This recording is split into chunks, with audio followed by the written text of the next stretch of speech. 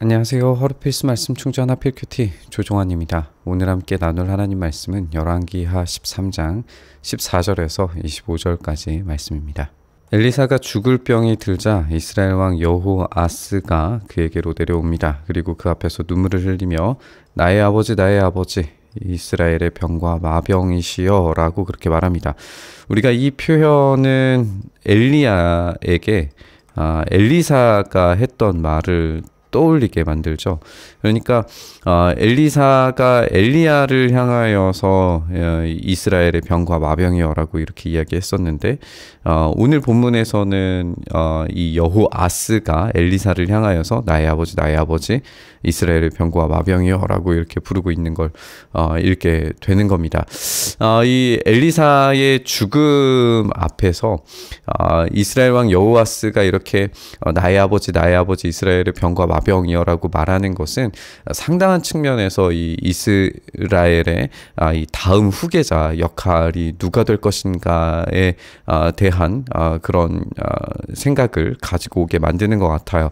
이전 본문에서 예후의 아들로서 여호아하스가 나왔었고 시리아의 하사엘의 아들 베나닷이 나왔었잖아요. 그리고 여호아하스가 구원자로서의 이 계보를 이어가는 게 아니라 엘리사가 이어갔단 말이죠. 그러면 지금 이 나의 아버지 이스라엘의 병과 마병이여라고 이야기했을 때 이 여호아스가 과연 이 엘리사의 이 권능, 우리가 갑절의 능력을 달라고 했을 때 그것이 이 장자의 권한이었다라고 하는 점을 우리가 함께 지적을 했었는데 그렇다면 이제 이 여호아스가 과연 그런 정통성 있는 하나님의 구원자로서의 역할을 감당하게 될 거냐라고 하는 이야기를 우리에게 궁금증을 만들어내는 것으로 우리가 볼 수가 있습니다.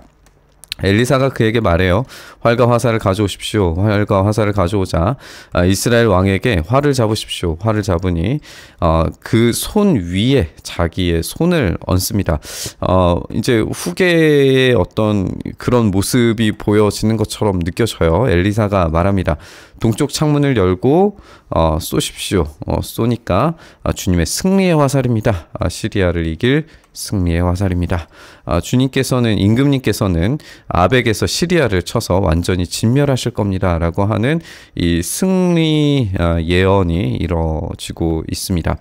그렇다면 이제 정말 하나님의 무기로서 이 활을 사용하는 엘리사가 이제 인정한 여호아스의 승리 그리고 이스라엘의 참된 후계 구도가 만들어지는가라고 생각을 할 수 있지만 그러나 우리가 아는 것처럼 여호아스도 하나님이 원하시는 뜻대로 움직이는 왕이 아니었어요. 그렇기 때문에 여기에 이제 그럼에도 불구하고 승리의 예언과 어떤 이 후계적 작업이 이루어지는 것처럼 보이지만 사실상 그렇지 않고 한계에 있는 승리를 얻게 되리라는 걸 우리가 암시되는 부분이 이어지게 됩니다. 엘리사가 또 말해요. 화살을 집으십시오. 화살을 집자 이스라엘 왕에게 말합니다. 땅을 치십시오. 왕이 3번을 치고는 그만두게 됩니다. 하나님의 사람이 그에게 화를 내면서 말합니다. 임금님께서 5번 치셨다면 여기서 이제 3번 치고 만 것과 5번이라고 하는 거는 이 갑절의 의미를 담고 있나? 이런 생각이 들죠. 시리아 군을 진멸할 때까지 쳐부술 수 있었을 텐데 고작 3번입니까? 이제 임금님께서는 겨우 3번만 시리아를 칠 수 있을 겁니다 라고 이야기를 합니다. 이제 이 장면에서 정말 후계적 작업이 이루어지는가, 영적인 이 후계를 구원자로서의 역할을 감당할 것인가 라고 생각했을 때 부정적이죠. 그러나 그럼에도 불구하고 여호아스와 여로보암 2세를 통하여서는 북이스라엘이 상당한 영향력을 되찾는 걸 역사적으로 볼 수가 있습니다. 그래서 지금 이 장면이 정말 이 영적인 후계자로서의 역할은 하지는 못할지언정 하나님께서 그런 이 영향력은 되찾게 해주시는 그런 은혜를 제공하신다는 걸 우리가 보게 됩니다. 우리가 이제 활과 화살이라고 했을 때 이 활은 하나님의 전쟁 무기로서 이 종종 등장하곤 하거든요. 그리고 하늘에 이 무기를 두셨다라고 하는 것이 이제 무지개로 표현이 되는 건데, 어쨌든 하나님의 무기가 여호와스 손에 들려지게 되고 여호와스를 통해서 이 구원의 역할들이 감당하게 되는 그런 일들이 벌어지게 된다라는 걸 우리가 보게 됩니다. 하지만 이렇게 하나님께서 원하시는 것대로가 아니라 그냥 3번 정도 그냥 적당한 이 반응을 통해서 결국 이 왕조의 성공은 적당한 분량만 이루어지게 될 거라는 걸 암시하게 되죠. 이 유언과 같은 사건이 일어난 다음에 엘리사가 죽습니다. 거기에 장사하게 돼요. 그 뒤에도 이 모압의 도적대가 해마다 이스라엘 땅을 침범하게 되는데 굉장히 좀 신기한 이야기가 보여집니다. 한 번은 장사 지내는 사람들이 어떤 사람의 주검을 묻고 있다가 이 도적대를 보게 돼요. 여자 그들은 놀라서 그 주검을 엘리사의 무덤에 내던지고 달아나게 되는데, 그때 그 사람의 뼈가 엘리사의 뼈에 닿자 그 사람이 살아나서 제 발로 일어섰다, 이런 이야기가 등장을 하게 됩니다. 엘리사의 죽음 이야기는 우리에게 굉장히 많은 상상력을 불러일으키게 되죠. 그리고 이게 과연 실제인가 라고 하는 회의감을 가지게 만들 수도 있습니다. 죽은 사람에게 과연 능력이 유지되는가, 이 죽은 사람 시체는 부정한 것 아닌가 라고 하는 생각이 드는데, 여기 이 본문에서 우리가 이전 본문을 생각을 해보면 엘리사는 무명의 구원자로 잠깐 언급이 됐죠.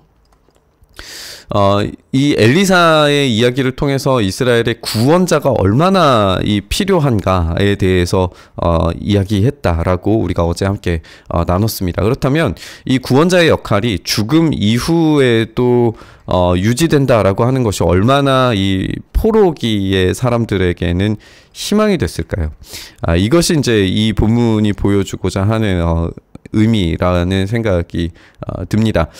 엘리야는 죽지 않고 올라갔죠, 하늘로. 그리고 엘리사는 죽었음에도 이스라엘을 구원하는 일에 이 영향력을 미칩니다. 그러니까 이 죽어도 죽은 것 같지 않고 보이지 않아도 여전히 생명력과 권능을 제공하는 이런 구원자의 힘이 이스라엘에게는 필요하다라고 하는 것이 강조되는 의미인 거죠. 하나님께서 바로 그런 구원자를 보내셨을 때에 이스라엘의 참된 말과 마병 구원자가 되도록 만드신다라고 하는 걸 우리가 보게 되는 겁니다. 그 참된 구원자를 보내시는 최종 결정권자가 하나님이시다라고 하는 사실을 이 본문을 통해서 이야기해 주고 있습니다. 시대는 점점 어둡고 위험한 상황으로 변해갑니다. 잠시 승리를 예정받지만 완전한 승리도 아닐 뿐더러 하나님을 전적으로 신뢰하지 않는 이들에게 구원과 승리는 한계가 있을 수밖에 없다라는 점을 우리가 읽게 될 겁니다. 시리아의 하사엘 왕은 여호아스가 다스리는 동안에 줄곧 이스라엘을 억압했어요. 그러나 주님께서 이스라엘에게 은혜를 베푸셔서 그들을 불쌍히 여기시고 그들을 굽어 살피십니다.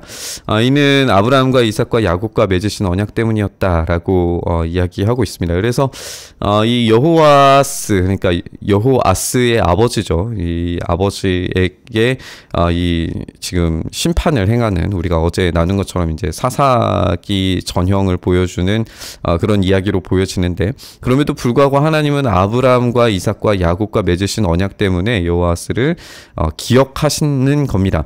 그래서 멸망시키지 않으시고 주님 앞에서 쫓아내지 않으십니다. 그래서 아직까지는 쫓아내지 않으시는데 이 범죄가 지속됐을 때 어떤 결과가 나올 것인가는 자명하겠죠.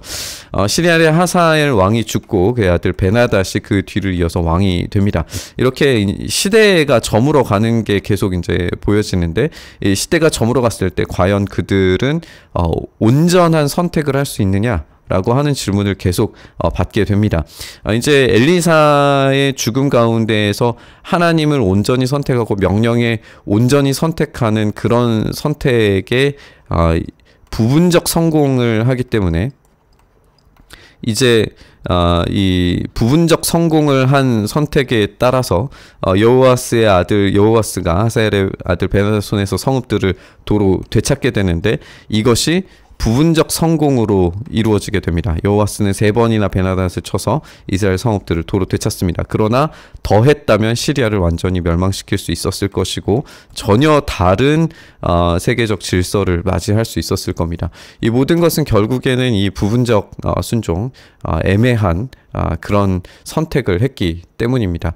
하나님께서 불쌍하게 여기실 때에, 긍휼히 여기실 때에 이스라엘의 말과 마병의 역할을 하나님께서 직접 해주실 때에 이 전쟁은 승리할 수 있었음에도 불구하고 여호와스는 적당한 믿음과 적당한 선택으로 인해서 이 승리를 온전히 찾지 못하고 적당한 승리만 얻게 되는 걸 우리가 읽게 됩니다.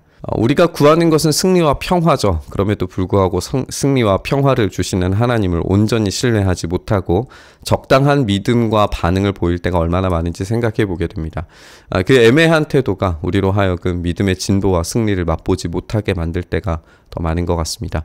하지만 오늘 본문이 보여주는 것처럼 하나님의 신실하심과 선하신 일하심은 이스라엘의 한계 있는 믿음과 이 부족한 순종에도 불구하고 그런 반응에도 불구하고 하나님이 그들에게 약속하신 대로 여전히 말과 마병이 되셔서 그들에게 승리를 주신다라는 사실을 우리가 읽게 됩니다.